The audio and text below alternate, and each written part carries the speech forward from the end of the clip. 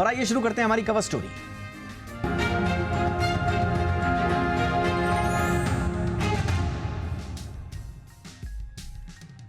झूमते बाजार ने रुपए की सेहत के लिए टॉनिक का काम किया है। डॉलर के मुकाबले रुपए ने दम भरा और ये 86 के लेवल के नीचे ट्रेड कर रहा है। क्या रुपए की मजबूती आगे बनी रहेगी और रुपए की मजबूती के पीछे वो कौन कौन से घरेलू और ग्लोबल वजहें हैं जिसके चलते रुपए की चाल में सुधार आया है, आज थोड़ा सा तफसील से बातचीत करेंगे। आज बाजार तो सपाट बंद हुआ है, लेकिन रुपए की चाल अब आगे कैसी रह सकती है, मौजूदा जो सेहत है उसकी भी पड़ताल करेंगे और ये सेहत कितनी टिकाऊ है इस पर भी खास मेहमानों के साथ हम करेंगे चर्चा। पहले देखिए ये रिपोर्ट। खेल यानी उछल कूद, ये तो आप जानते ही होंगे, लेकिन आज हम आपको रुपए के खेल के बारे में बताएंगे। चौकिए नहीं, रुपए की उछल कूद और उसकी चाल पर बात करेंगे। दरअसल डॉलर के मुकाबले कमजोर से दिखने वाले रुपए ने इस बार दम दिखाया है और मजबूती के साथ खड़ा नजर आ रहा है। जी हाँ, रुपए का ये खेल जरूर निराला है, लेकिन कितना रोचक है आज हम आपको समझाएंगे। आखिर रुपए में इस तेजी की क्या है असल वजह और आगे रुपए की चाल कैसी रहने वाली है? क्या रुपए की मजबूती आगे भी बनी रहेगी? ये कुछ सवाल हैं जिसका जवाब खुद रुपया देगा। रुपया और डॉलर के बीच का ये मुकाबला बेहद रोचक होता जा रहा है। डॉलर जहां कमजोर स्थिति में दिख रहा है, तो वहीं रुपए की दहाड़ अभी शुरू हुई है। करीब 73 दिन बाद यानी करीब 2.5 महीने बाद डॉलर के मुकाबले रुपया 86 रुपए के भाव पर आ गया। दरअसल रुपए की ये मजबूती वैसे तो शानदार संकेत दे रही है, लेकिन ये तेजी इंडियन इकोनॉमी के लिए कितनी अहम है ये भी समझना जरूरी है। एक तरफ मजबूत रुपए ने आयातकों के चेहरे पर रौनक ला दी है और उन्हें मजबूत रुपए का फायदा भी मिल रहा है, लेकिन निर्यातकों के लिए रुपए की ये मजबूती कारोबार के लिहाज से अच्छी नहीं कही जा सकती। वहीं रुपया अगर कमजोर होगा तो देश का एक्सपोर्ट लगातार बढ़ेगा। इस महीने रुपए ने सभी एशियाई करेंसी को आउट परफॉर्म किया है, लेकिन रुपए की इस मजबूती की वजह क्या रही ये भी समझते हैं। एक तरफ डॉलर इंडेक्स में सुस्ती दिखी तो भारतीय शेयर बाजार की बहार ने रुपए को थामने का काम किया। दरअसल एफआईआईज की भारतीय शेयर बाजारों में वापसी ने रुपए को मजबूती दी, तो रुपए के दम को बनाए रखने में कच्चे तेल का स्थिर भाव भी मददगार बना। वहीं एशियाई करेंसी में रिकवरी का सपोर्ट और ग्लोबल बैंकों ब्रोकरेजेस का भारत पर बढ़ते भरोसे के अलावा आरबीआई के सिस्टम में नकदी बढ़ाने के सपोर्ट से रुपए में मजबूती देखने को मिली। वहीं ग्लोबल रेटिंग एजेंसी गोल्डमैन सैक्स ने रुपए में आगे गिरावट की कम संभावनाएं जताई हैं और कहा है कि आने वाले 3 से 6 महीने में रुपए की मजबूती बनी रह सकती है। वहीं मॉर्गन स्टैनली ने भी रुपए की आगे कमजोरी के आसार को नकारा है और कहा है कि छोटी अवधि में रुपए की चाल में थोड़ी बहुत उठापटक हो सकती है। फिलहाल तो भारतीय ब्रोकरेजेस मसलन मोतीलाल ओसवाल और केडिया कमोडिटीज ने अनुमान जताया है कि डॉलर के मुकाबले रुपए की चाल 85 रुपए 70 पैसे से लेकर 85 रुपए 40 पैसे के बीच बनी रह सकती है। फिलहाल रुपए की दहाड़ कब तक जारी रहेगी ये बहुत हद तक ग्लोबल इकोनॉमिक स्थितियों पर भी निर्भर करेगा, लेकिन अभी तो रुपए की चाल मस्त बनी हुई है और इसके आगे भी मजबूत रहने के आसार दिखाई दे रहे हैं। ब्यूरो रिपोर्ट, जी मीडिया। बहुत ही खास मेहमान इस वक्त हमारे साथ जुड़ चुके हैं। अजय बग्गा जी हमारे साथ जुड़ चुके हैं, जाने माने मार्केट एक्सपर्ट हैं। गुड इवनिंग सर, बहुत बहुत स्वागत है आपका। हमारे साथ हैं सुभाष चंद्र गर्ग सर, पूर्व वित्त सचिव और देश के आर्थिक मामलों के जाने माने जानकार। Garg sir, good evening sir, बहुत बहुत स्वागत है आपका। बग्गा सर, थोड़ा सा फॉरेन इन्वेस्टमेंट इन्फ्लोज के हिसाब से मैं समझना चाहूँगा, अगर आप इसमें बाद में आना चाहते हैं वो भी ठीक है। मैं थोड़ा सा बस करंट सिचुएशन और सेहत की बात कर रहा हूँ। रुपए की कैसी है, ठीक है, खुश होने लायक है या अभी भी कुछ हैं पेन पॉइंट्स जिन पे गौर करना होगा? देखिए, जो टैरिफ की तलवार पूरे विश्व पे चल रही है दीपक जी, उसके चलते अब चाइना का क्या रवैया होगा। 2018-19 में उन्होंने अपनी करेंसी बड़ी जबरदस्त डिप्रिशिएट कर दी थी और उसके चलते सब इमर्जिंग मार्केट्स को करेंसी डिप्रिशिएट करनी पड़ी। दूसरा, अगर आप देखें तो ऐसा नहीं है कि सब करेंसियां अच्छा कर रही हैं। इंडोनेशिया आज वहां पहुंच गया जो एशियाई फाइनेंशियल क्राइसिस और 1997 के लेवल्स पे इंडोनेशिया की करेंसी आज गिर गई है। टर्की में पॉलिटिकल हालात के चलते हमने देखा लीरा कैसे गिर रहा है और उसका सेंट्रल बैंक बेइंतहा पैसा लगा रहा है उनकी करेंसी को बचाने में। तो भारत का जो रोबस्ट प्रदर्शन है कि 2025 में हमने जितने लॉसेस थे वो सब पार कर लिए और 31 दिसंबर को हम 85.64 पे थे रुपए, और उसके करीब हम चल रहे हैं। ये बहुत बड़ी उपलब्धि है, और आरबीआई हो या फिर भारतीय गवर्नमेंट हो, इन सबको इसके लिए जरूर सराहना करनी पड़ेगी। और जैसे आपने शुरुआत में बोला कि क्रूड की प्राइसेस कम है, हमारा ट्रेड गैप कम आया, डॉलर 109 का डॉलर इंडेक्स 103 पे आया था, अब 104 चल रहा है, तो डॉलर की वीकनेस के कारण भी हमें थोड़ा सा हौसला बना। और ओवरऑल देखें तो एफआईज का लौटना पिछले 4-5 दिनों में आज भी भारी भरकम खरीदारी हुई है, तो वो रुपए को थोड़ा जरूर बेनिफिट दे रहा है। बट बहुत कुछ डिपेंड करेगा चाइना की करेंसी कहाँ जाती है और टैरिफ कहाँ जाते हैं। अगर टैरिफ से जूझने के लिए चाइना ने करेंसी डेप्रिशिएट की, तो हमें भी रुपए को नीचे आने देना पड़ेगा। ऑल राइट सर, तो टैरिफ्स और चाइना करेंसी, इन दोनों पर हमें बहुत नज़र रखनी होगी। एक इम्पॉर्टेंट फैक्टर गर्ग सर, थोड़ा सा क्योंकि डिक्लाइनिंग ऑयल प्राइसेस का इम्पैक्ट भी कहा जा रहा है, कैसे एसेस करेंगे आप डिक्लाइनिंग ऑयल प्राइसेस, और उसको अगर हम मैक्रो इकोनॉमिक फैक्टर से कंपेयर करें तो आपका एनालिसिस इस वक्त क्या निकल रहा है सर? क्या स्थिति है रुपए की? अभी ठीक ठाक है या अभी भी चिंताजनक, या कुछ कहा नहीं जा सकता वाली कैटेगरी में है? देखिए, रुपए की डॉलर के मुकाबले जो दाम है वो हमेशा डिमांड सप्लाई के ऊपर डिपेंड करता है कि दोनों करेंसी रुपए के मुकाबले डॉलर कितना डिमांड में है या कमी है। इस पे टेम्पररी फैक्टर्स का हमेशा बड़ा योगदान रहता है। पिछले 1-2 महीने में आपने देखा जब एफआईआईज बहुत बेच रही थी तो रुपए काफ़ी गिर गया, 87.5 रुपए तक पहुंच गया एक डॉलर के लिए, और वापस करीब करीब 2-2.25 रुपए की उसमें वृद्धि हुई है पिछले 15-20 दिन में। अब हुआ क्या इस समय, क्यों क्यों ये परिवर्तन आया? मेरे ख्याल से इसमें 4 बड़े फैक्टर हैं। एक तो आपने देखा कि इस बार हमारा जो ट्रेड डेफिसिट था वो काफ़ी घट के कम हो गया। ये ज़रूरी नहीं है कि ये आपकी इकोनॉमी की मजबूती को बताता है। इंपोर्ट्स में बहुत भारी गिरावट हुई, एक्सपोर्ट्स में भी गिरावट हुई, बट इंपोर्ट में बहुत ज़्यादा गिरावट हुई। उसके कारण से ट्रेड डेफिसिट कम हो गया। ट्रेड डेफिसिट कम हो गया तो उसके कारण से आपकी डॉलर डिमांड भी कम हुई, तो उससे उससे एक ये फ़र्क पड़ा। दूसरा, जैसे बग्गा जी ने कहा कि एफआईआईज का रुख बदल गया है। 1.5 महीने से वो 2-3 महीने से काफ़ी बेच रहे थे, लेकिन 3-4 दिन से इन्होंने खरीदना शुरू किया है, तो अगेन वो भी डॉलर को डिमांड कर नहीं रहे हैं बल्कि सप्लाई कर रहे हैं। तीसरा बड़ा कारण मेरे ख्याल से ये जो अमेरिकन ट्रम्प के आने के बाद ऐसा लग रहा था कि वहाँ पे बहुत ज़्यादा स्ट्रॉन्ग डॉलर होगा, वो ट्रेड उल्टा हो रहा है। डॉलर इंडेक्स काफ़ी गिर गई है और गिर रही है, दूसरी करेंसियाँ उसके मुकाबले अब बढ़ने लगी हैं। So dollar as a global currency is actually weakening.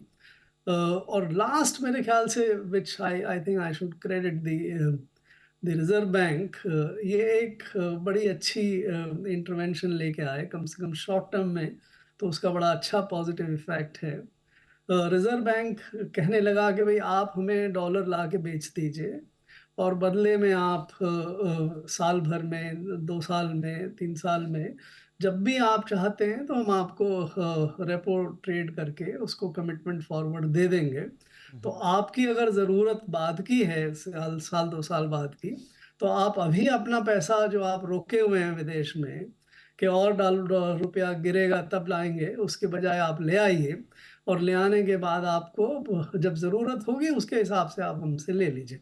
I think ये चारों फैक्टर्स के कारण से जो रिवर्सल हुआ है, बट हमें ये नहीं मानना चाहिए कि अभी ये परमानेंट है या ये स्थिति पूरी समय के लिए बदल गई।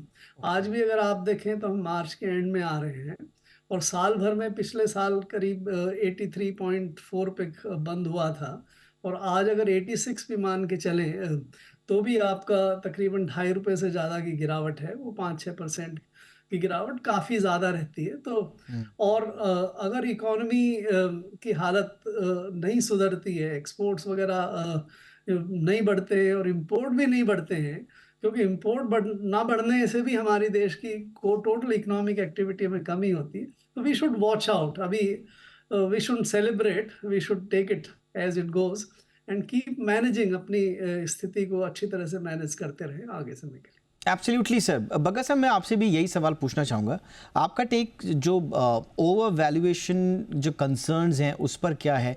क्योंकि जैसा सर ने भी बताया और बहुत सारे जानकार भी मानते हैं कि रुपी is still too expensive right now. हाँ, देखिए, ये अब इकोनॉमिक के फॉर्मूला होते हैं। वो कहता है 108 रुपया रियल इफेक्टिव एक्सचेंज रेट होना चाहिए रुपए का। अब वो सब तो फॉर्मूला है दीपक जी। हमें ये देखना है जो आरबीआई करता है कि एक कैलिब्रेटेड वे में और बिना मार्केट डिसफंक्शन करे हुए, मार्केट में उथल पुथल ना मचे, मार्केट की इंटेग्रिटी ठीक रहे और लोग अपने बिजनेस मॉडल बना सके कि भाई 3-4% साल का रुपया नीचे जाएगा, उसके बिना पर मैं अपना पोजीशन बना सकूं एज अ बिजनेसमैन, कंपनियां बना सके। तो आरबीआई का यही रुख रहता है। चाहे ऑफिशियली हम कहते हैं कि एक्सचेंज रेट हम मैनेज नहीं करते, बट ओवरऑल एक दायरे में हम कोशिश करते हैं। और दूसरा, आपके सामने जो एक्सपोर्टर्स हैं उनकी करेंसी को क्या हो रहा है, तो वो उनकी करेंसी जब मूव करती है आपको भी मूव करना पड़ता है कॉम्पिटिटिव रहने के लिए। तीसरा जो बहुत अहम बात है और जिसका अभी किसी को हल नहीं पता, क्योंकि हमें ये भी नहीं पता कि प्रॉब्लम कितनी बड़ी है, वो है ट्रम्प टैरिफ्स और ट्रम्प की सोच डॉलर पे। ट्रम्प चाहते हैं कि वीक डॉलर हो, क्योंकि वो एक मैन्युफैक्चरिंग इकोनॉमी बनाना चाहते हैं, एक्सपोर्ट लेड और domestic consumption led manufacturing economy. अब वो एक्सपोर्ट लेड तो बनेगी नहीं जब तक डॉलर कमजोर नहीं होता है। तो ट्रम्प चाहते हैं डॉलर कमजोर हो, बट सेफ हेवन बाइंग और जिस तरह से कैपिटल जाता है डॉलर में, आज $7 ट्रिलियन मनी मार्केट्स में पड़ा हुआ है। अगर 30% दुनिया की इकोनॉमी अमेरिका चलाता है Deepak ji, 60% market cap America का है। 80% पिछले साल जो फ्लोज स्टॉक मार्केट में आए विश्व के, 80% अमेरिकन स्टॉक्स में गए। तो ये यूएस एक्सेप्शनलिज्म इतना स्ट्रांग है। 80% ट्रेड सेटल हो रहा है डॉलर में, 60% रिजर्व करेंसी डॉलर में बैठा हुआ है। तो इसको हिला पाना बहुत मुश्किल है और डॉलर को वीकन करना बहुत उसमें टाइम लगेगा और बहुत काम होना पड़ेगा। बट ट्रम्प का स्टेटेड ऑब्जेक्टिव है डॉलर को वीक करना, जिसके चलते हमें भी देखना पड़ेगा रुपया कितना स्ट्रांग हो सकता है और कहां जा सकता है। मैं सुभाष जी से बिल्कुल इत्तेफाक रखता हूं कि अभी ऐसा नहीं है कि प्रॉब्लम हट गई है। यही है मार्च 31 का कंपनीज का जो था वो लेके आ रहे हैं वापस। दूसरा जो $10 बिलियन का स्वैप किया आरबीआई ने, ऑफर किया, उसका 2x वॉल्यूम ऑफर हो गया। आप देखें 2 हफ्ते पहले दीपक जी $15 बिलियन हमारा फॉरेन एफएक्स रिजर्व बढ़ गया था। वो यही था आरबीआई के जो एक्शंस है उसके चलते आ रहा था। और साथ में सोने पे सुहागा हो गया कि एफआई का शॉर्ट कवरिंग आ गया, तो कैश में वो पैसे लेके आ गए और वो भी एक बूस्ट मिल गया ईयर एंड की तरफ। Yes sir, you rightly said sir. और इसी में सर गर्ग सर में थोड़ा सा, क्योंकि आरबीआई का भी जिक्र इस पर बार बार हो रहा है, बट ये भी कहा जाता है कि जो आरबीआई के पास फायर पावर अगर है तो वो भी तो बड़ी लिमिटेड होगी। फॉरेस्ट रिजर्व अभी रोबस्ट हैं, इसमें कोई शक नहीं है, बट जो हमारा पीक था $704 बिलियन का 2024 से, उससे अभी कम है, 640 के आसपास हैं। तो ऐसा लग रहा है कि आरबीआई का ये जो बफर है ये भी थोड़ा सा श्रिंक हो रहा है, और अगर कैपिटल आउटफ्लो एक्सेलरेट करते हैं तो शायद आरबीआई प्रायोरिटाइज करे स्टेबिलिटी को ओवर ग्रोथ। तो ऐसा तो नहीं है कि आरबीआई भी थोड़ा सा लेट गो करेगा rupee to slide rather than burning the reserve sir? ये देखिए, आरबीआई ने, आपने देखा है, रिजर्व 704-705 बिलियन डॉलर से घट के करीब 610-615 तक आ गए थे। वो क्यों हुआ था? आरबीआई के करीब 90-95 बिलियन डॉलर के रिजर्व्स को बेचने के बावजूद भी रुपया इतना गिरा था। तो आरबीआई की फायर पावर के बारे में एक ये निष्कर्ष निकालना कि हम बहुत स्ट्रांग हैं, वो शायद ठीक नहीं होगा। दूसरा इसमें हमें ये भी ध्यान रखना चाहिए कि जो रिज़र्व बैंक के पास हमारे जो फॉरेन करेंसी रिज़र्व्स हैं, वो बेसिकली कैपिटल फ्लो से बने हुए हैं। ट्रेड अकाउंट में तो हम अक्सर ट्रेड दोनों को मिला के करंट अकाउंट में भी हम अक्सर कम कम रहते हैं, हमारा डेफिसिट रहता है। तो जो कैपिटल फ्लोज़, उसमें भी काफ़ी सारे कैपिटल फ्लोज़ जो हैं, वो दो क्षेत्रों से आते हैं, आपके ये पोर्टफोलियो इन्वेस्टमेंट से और डेट से। ये दोनों ही बड़े वल्नरेबल हैं। इनको दिशा बदलने में कभी भी देरी नहीं लगती। अगर इनको लगता है, जैसे अभी भी हुआ था, फॉरेन पोर्टफोलियो इन्वेस्टर्स बेचने लगे थे, डेट भी कम हो गया था आना। तो इन सब चीज़ों को ध्यान में रखते हुए अगर आप ये मान के चलें, सचेत रहें कि भाई रिज़र्व बैंक की फायर पावर के भरोसे आप फंडामेंटल इकोनॉमिक इक्विलिब्रियम कभी आ जाए तो उसको सॉल्व नहीं कर सकते। तो we should not depend completely on RBI fire power. और ये जो फंडामेंटल इकोनॉमिक्स की सिचुएशन है हमारी, जिसमें दो चीज़ें मैं कहूँगा। एक तो आप की ग्रोथ जो है, वो ग्रोथ बड़ी अच्छी बनी रहनी चाहिए। अनफॉर्चुनेटली हमारी ग्रोथ बहुत अच्छी नहीं, हम कहते हैं दुनिया की सबसे लार्जेस्ट ग्रोइंग इकोनॉमी वगैरह वगैरह, लेकिन 5 साल में मोदी 2.0 में हमारी एवरेज ग्रोथ 4.5% रही। अभी भी इस साल 6.25% से मुश्किल से होगी। अगर ग्रोथ हम अच्छी नहीं बना पाएंगे आने वाले समय में, तो हमारी फॉरेन एक्सचेंज वल्नरेबिलिटी भी बनी रहेगी।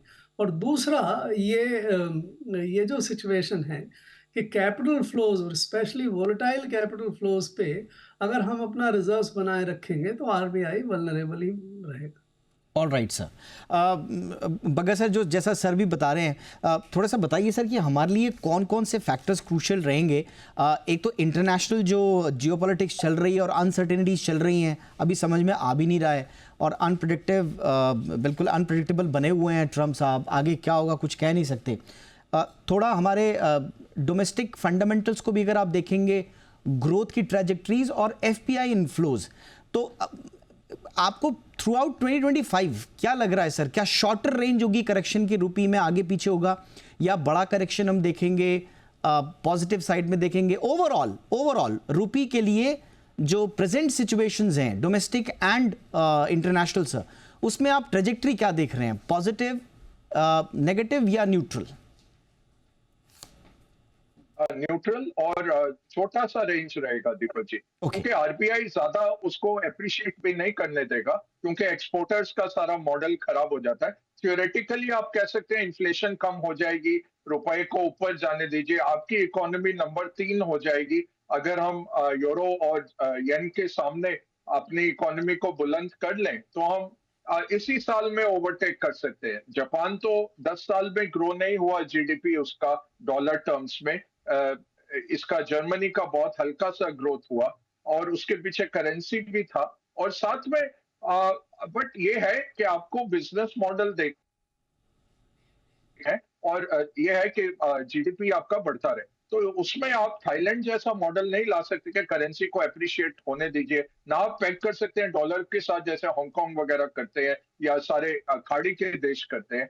हमें एक माइल्ड डेप्रिशिएटिंग करेंसी जो चलती रही है दशकों से, वैसा ही चला के अच्छा है। तेजी से भी नहीं गिरना चाहिए, और साथ में रेजिलियंस होना चाहिए। आज 10-11 महीने का इंपोर्ट का हमारे पास एफएक्स रिजर्व्स है, और उसमें सही बोल रहे हैं सुभाष जी के, अगर आप सारा पूरा बैलेंस शीट देख लें, जितना हमारा बकाया भी होता है दुनिया को, तो इतना नहीं है। बट फिर भी अच्छी बात है कि हमारे पास इतना है। उसमें हल्का सा कैलिब्रेटेड वे में 2-3%, 4% साल का डिप्रिसिएशन लेके चलते जाइए, तो ये 85 से 87 के बीच में दीपक जी लगता है ये साल बीतना चाहिए, अनलेस ट्रम्प कुछ 2 अप्रैल को कुछ बहुत ही बड़ा कर दे, या एक शूटिंग वॉर हो जाए खाड़ी में जिससे तेल बहुत बढ़ जाए। अगर ऐसा कुछ हो जाए तो गिर सकता है। या चीन 2018-19 की तरह 10% उसने करेंसी गिरा दी थी। ट्रम्प ने 10% टैरिफ लगाई, चीन ने 10% करेंसी गिरा दी।